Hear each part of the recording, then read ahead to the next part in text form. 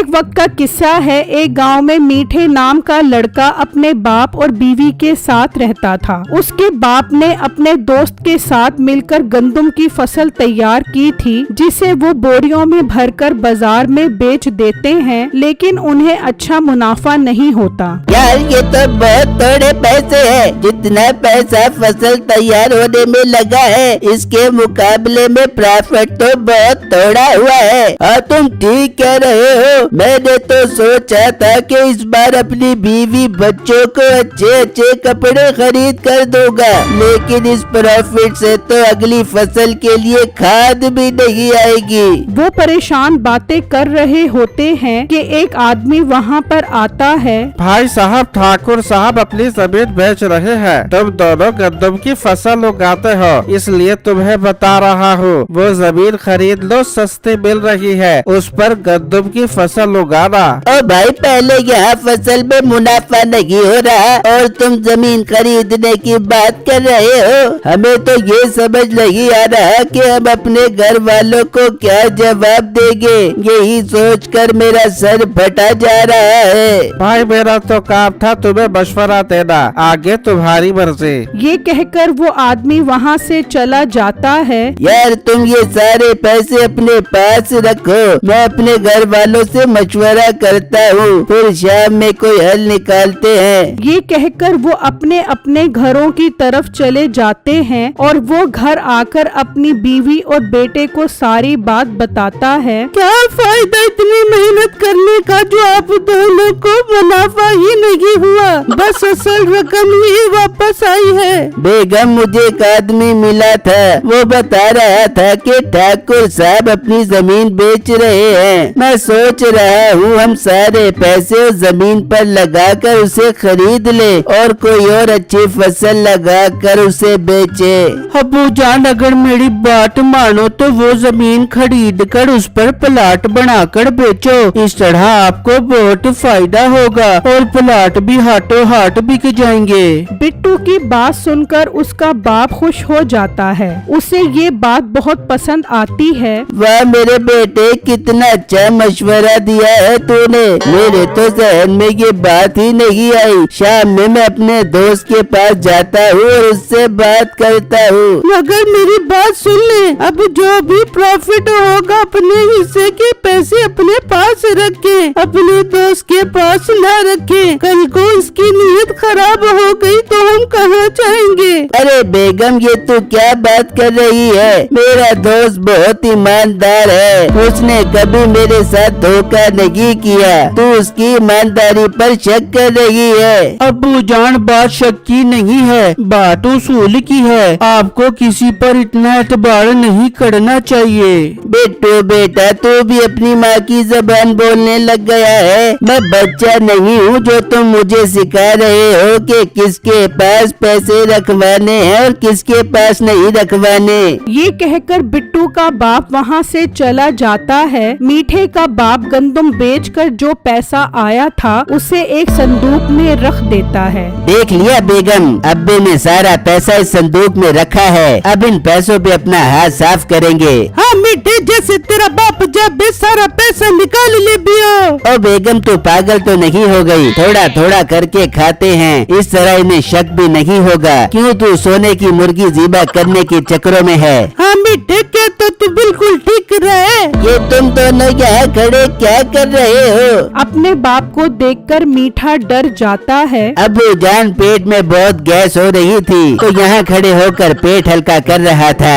पेट हल्का करना है तो बाथरूम में जा, यहाँ खिड़की में खड़ा होकर कौन सा पेट हल्का कर रहा है? हाँ अब्बू जान, आप ठीक कह रहे हो। चल बेगम, चल बाथरूम चलते हैं। हट मीठे, तू अकेला जा, क्यों मुझे बाथरूम में ले जा के मेरी नाक की बाली जला देगा। वो दोनों वहाँ से चले जाते हैं और उसका बाप बिट्टू के बाप से मिलने चला जाता है। तो वो दोनों निकल कर आ जाते हैं और कमरे में आकर संदूक से एक नोट की गड्डी निकाल लेते हैं। वहाँ जब वो दोनों दोस्त मिलते हैं तो बिट्टू का बाप उसे वो जमीन खरीदकर प्लाट बेचने का कहता है। यार आइडिया तो तेरा बहुत अच्छा है, मगर जमीन है कितने की?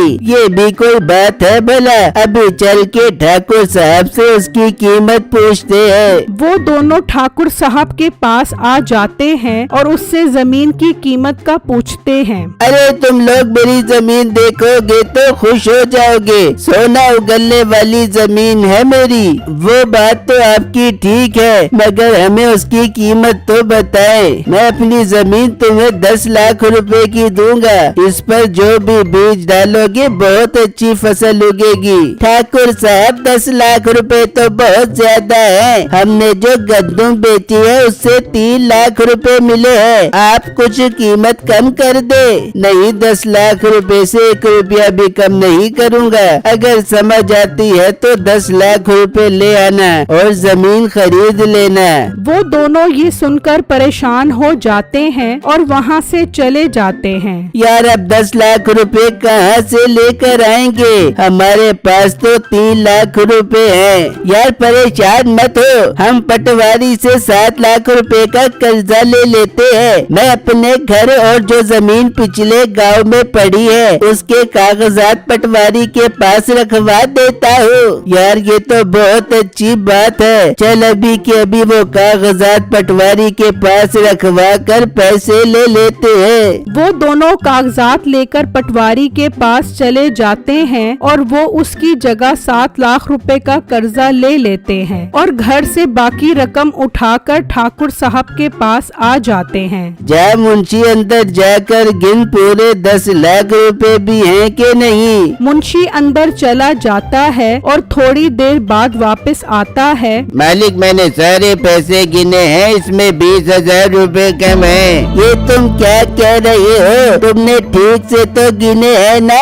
हाँ मैंने ठीक से गिने हैं, पूरे 20,000 रुपए कम है। चलो कोई बात नहीं, 20,000 की खैर है। समझो मैंने तुम्हें 20,000 का डिस्काउंट दे दिया है। वो दोनों ये सुनकर खुश हो जाते हैं और कागजात लेकर चले जाते हैं और उस जमीन पर प्लाट बनाकर बेचना शुरू हो जाते हैं और पहले ही दिन उनके सारे प्लाट बिक जाते हैं। मीठे का बाप उन प्लाट के 30 लाख रुपए अपने संदूक में रख देता है। वहाँ बिट्टू का बाप खुशी खुशी घर पहुँचता है। बेगम हमने वो जमीन खरीद कर पहले ही दिन सारे प्लाट बेच दिए, पूरे 30 लाख रुपए के बिके हैं। ये तो बहुत अच्छी बात है, मगर पैसे कहाँ हैं? वो पैसे मेरे दोस्त के पास हैं, उसने संभाल कर रख दिए हैं। अब हम उन पैसों से और नई जमीन खरीदेंगे और वहाँ प्लाट बनाकर बेचेंगे। आपको कब अकल आएगी? आप अपने पैसे अपने पास रखो, क्यों अपना और हमारा नुकसान कर रहे हो? एक तो तुम लोगों को कोई खुशी की बात बताना भी अजाब हो जाता है। मुझे अपने दोस्त पर पूरा भरोसा है, मेरे पैसे कहीं नहीं जाते। फिर जब रात होती है तो मीठे के बाप की अचानक तबीयत खराब हो जाती है और उसका इंतकाल हो जाता है। और बेगम अब्बू तो इस दुनिया से चले गए, अब मैं कैसे रहूँगा अब्बू जान के बगैर? मिट जाने वाले को कौन रोक सकता है? तेरे अब्बे की लिखी हुई थी वो चढ़ गए, अब दिल्ली की जायदाद और पैसों की हिफाजत कर बेबियो। हाँ बेगम, ये घर और पैसा और अब्बू की जो जमीन है मैं उसकी खूब हिफाजत करूँगा ताकि अब्बू की रूह को सुकून नसीब हो। फिर जब अगला दिन होता है तो बिट्टू का बाप बैठा होता है कि एक आदमी उसके पास आता है। भाई साहब आपको पता है आपका दोस्त कल रात दिल का दौरा आने की वजह से फोत हो गया है। ये तुम क्या कह रहे हो? मैं सच कह रहा हूँ, उसके बेटे मीठे ने तो उसे दफना भी दिया है। अब्बू जान आपने देख लिया, हम आपको कितना समझाते थे पर आपने हमारी एक बात नहीं मानी। बेटा पैसे उसके घर पर ही है, तू चल मेरे साथ उसके बेटे से पैसे लेकर आते हैं। वो दोनों मीठे के पास पहुंच जाते हैं और उससे पैसों का मुतालबा करते हैं। मीठे को तो हर बात का पता था, मगर वो जानबूझकर अनजान बन जाता है। क्या अंकल, किन पैसों की बात कर रहे हो आप? मुझसे तो अब्बू ने ऐसा कोई जिक्र नहीं किया। बेटा, हमने जमीन खरीद कर प्लाट बनाकर बेचे थे। 30 लाख रुपए के बिके थे। उनमें 15 लाख रुपए तुम्हारे अब्बू के थे और 15 लाख रुपए मेरे थे। जाओ बेटा, अंदर से मेरे 15 लाख रुपए लेकर आओ। अंकल, मुझे नहीं लगता कि अब्बू के पैसे घर पर हैं। फिर भी आपकी तसल्ली के लिए एक बार देख लेता हूँ। मीठा और नसीबो दोनों अंदर आ जाते हैं। देखा बेगम बाबा कितना सियाना बन रहा है। आ गया अपना पैसा वापस लेने के लिए। मीठे, तू बता दे बाबे को, कह दे कि कोई पैसा पूछा नहीं है मेरे पास। हाँ हाँ बेगम, मैं ऐसा ही कहता हूँ। मीठा बाहर आता है। अंकल, मैंने पूरे घर को अच्छी तरह देख लिया है। घर पर कोई पैसा नहीं पड़ा। आप लोग जा सकते हो। मीठे की बात सुनकर वो दोनों बहुत परेशान हो जाते हैं। आज बिट्टू के बाप को ये एहसास हो रहा था कि काश वो अपनी बीवी और बेटे की बात मान लेता। उसे भी सदमे की वजह से हार्ट अटैक आता है और वो भी मर जाता है। बिट्टू उसे अस्पताल लेकर आता है, लेकिन डॉक्टर बताता है कि वो अब इस दुनिया में नहीं रहे। अब तो बिट्टू के पास कोई सबूत नहीं रहता कि वो मीठे से अपने पैसे कैसे वापस ले। वहाँ मीठा पैसे देख देख कर बहुत खुश हो रहा होता है। ले बेगम, अब तो बिट्टू का बाप भी मर गया और उसके साथ इन पैसों का सबूत भी हमेशा के लिए खत्म हो गया। अब हम सुकून से इन पैसों को इस्तेमाल करेंगे और इस घर और जमीन के असली मालिक बन जाएंगे।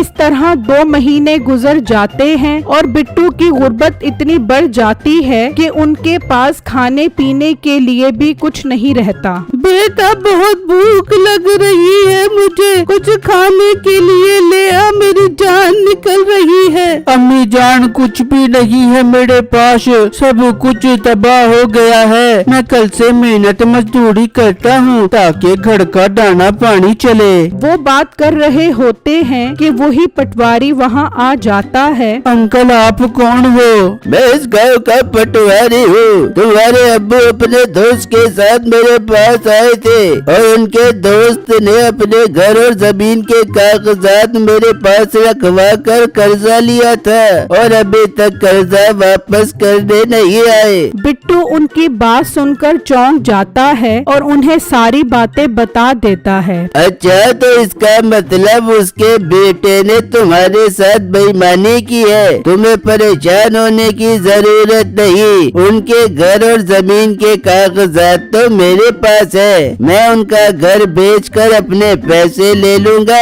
और तुम जमीन के कागजात बेचकर अपने पैसे ले लेना। बिट्टू ये सुनकर खुश हो जाता है और वो सब मीठे के घर पहुंच जाते हैं। मीठे, अभी के अभी ये घर खाली कर दे। तेरा बाप इस घर और जमीन के कागजात मेरे पास रखवा कर गया था। अब ये घर मेरा है। ये तुम क्या बकवास कर रहे हो? हाँ मीठे भाई, तुमने बेईमानी करके मेरे अब्बू के पैसे रख लिए। तुम्हारी वजह से हम गुर्बत की जिंदगी गुजार रहे हैं। तुम्हारे अब्बू के हिस्से के 15 लाख रुपए मैं तुम्हें वापस कर दूंगा। अभी तो सारे पैसे खत्म हो गए हैं। पटवारी अंकल, आप ये कागजात मुझे वापस करो। मैं जमीन बेचकर आपका कर्जा उतार दूंगा। अच्छा, तो बहुत सियाना बन रहा है। जमीन तो अब बिट्टू की है और ये घर मेरा है। निकल जा यहाँ से, वरना मार मार के निकालूंगा। पटवारी अंकल, हमारे साथ ये जुल्म मत करो। कागजात वापस करो। लगता है तू ऐसे नहीं मानेगा। लेकर आओ मेरी तलवार, इसकी गर्दन उतारता हूँ। नहीं नहीं पटवारी अंकल, मुझे मत मारना, मैं जा रहा हूँ। फिर वो दोनों वहाँ से चले जाते हैं और मीठा अपनी बेईमानी की वजह से घर से बेघर हो जाता है।